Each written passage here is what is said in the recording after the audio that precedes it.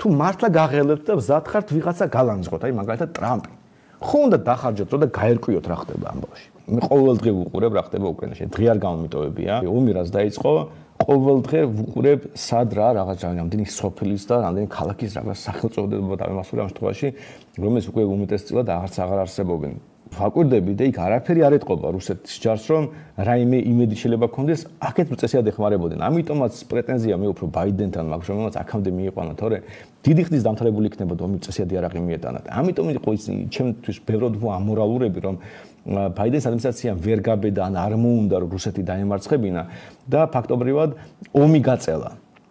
ხო და ამ ომში უკრაინის საუკეთესო საზოგადოება იხოცება, საუკეთესო ადამიანები იხოცება, რომელიც თავის ქვეყანას იცავენ და ყველაზე უარესი ხალხი, ყველაზე გარყვნილი ხალხი კიევში ზის და კორუფციით ფულშოულობს და არა მარტო კიევში. ხო და მე საერთოდ არ მოწონს ხდება უკრაინაში და თუ არ შეგიძლია, თუ არ გაქვს ერთი ადგილი უკრაინელებს, ევროპელებს, ამერიკელებს ომი მოიგო, მაშინ უნდა გააჩერო. თულად ხალხი არ უნდა დახოც. საუკეთესო უკრაინელები არ უნდა იხოცებოდნენ. ეს არის ამიტომ ან გააკეთე რამე და ომი მოაგებინე ამ ხალხს, ან გააჩერე ეს ომი. იმიტომ რომ რავი, წავაგო უკრაინამ ომი.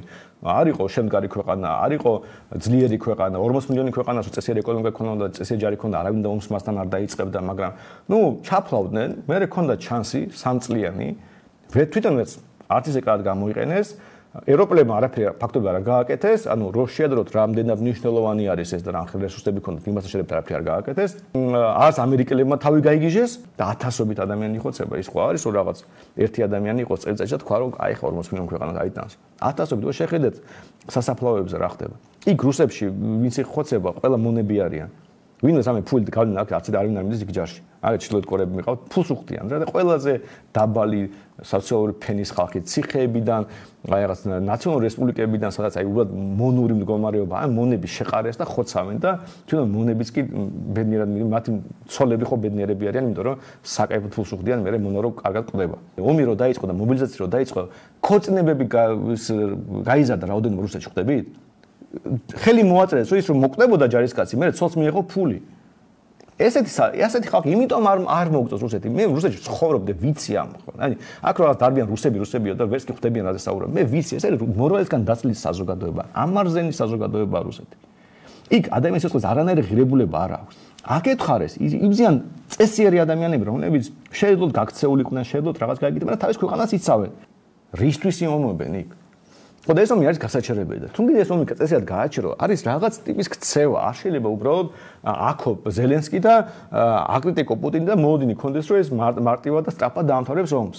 ზელენსკი არაფერში არ არის შესაძლებელი, სამდელში მართლა 3 წელი ქონდა და რა ქნა, რა გააკეთა. რომელი ეკონომიკური რეფორმა გააკეთა, რომელი რა ვიცი, ის გააკეთა რაღაც ცვლილება ქვეყანაში, რომელიც რა ვიცი, კორუფციას აღმოფხრიდა. იდიოტური განცხადებების ნაკლებობა პოლიტიკურ ლიდერებს შორის. რაღა მაინდამაინც ტრამპს შეეჯახეთ რა, ბაიდენის მთელი პრეზიდენტობა იდიოტიზმი იყო უბრალოდ. იმაზე ნერვები არ გეშლებოდათ, რომ მთელი გერმანული პოლიტიკა პრორუსული იყო მთელი წლების მანძილზე მერკელის დროს.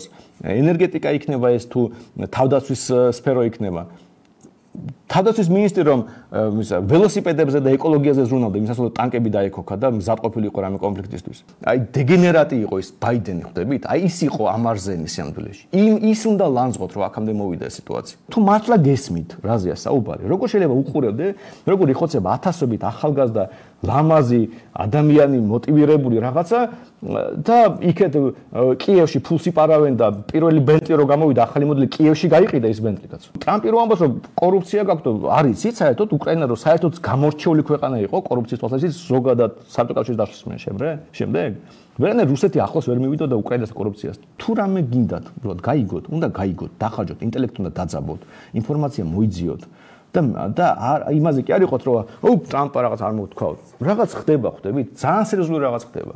და ეს რაღაც ხდების ფასი არის 10,000 ადამიანის სიცოცხლე. მისის კი მე არ მესმის ეს ხალხი რომელიც ომი რო დამთავრდება, ფრონტიდან რო დაბრუნდება, როგორ შეხედავენ იმ ხალხს, რომელიც გამდიდრდა მთელი ამ პერიოდის მანძილზე, რომელიც ბედნიერი ახალგაზრდობა ჰქონდა და აზრადაც კი არ მოსვლეთ შეხედეთ რაღაც დასავლეთ უკრაინის კურორტებზე, თხილამურებზე გადატენილი რო არის და სასტუმროები რო შენდება და რაღაც. იქ რაღაც ხალხი ცხოვრობს, ჩვეულებრივი ცხოვრების ხროს, ხვდებით?